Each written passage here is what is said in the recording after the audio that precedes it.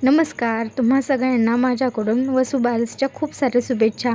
आज ना आम्ही चाललो आहे बार्शीला दिवाळीसाठी आणि ही दिवाळी ना खूप खास आहे कारण ही दिवाळी माझ्या चिकूची पहिली दिवाळी आहे. सगळ्या दुकानांमध्ये बघितलं तर सगळीकडे आकाशी कंदी अडकवलेली होते आणि सध्या ना गावात सुद्धा खूप गर्दी आहे, त्यामुळे खूप भारी वाटत होतं.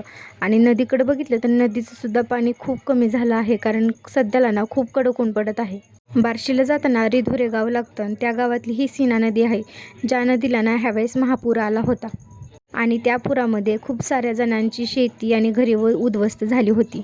हा चिकूचा ना पहिलाच एसटीचा प्रवास आहे, त्यामुळं मला वाटलं की चिकू रडतो आणि खूप त्रास देईल, पण तसं ना चिकूनं काहीच केलं नाही.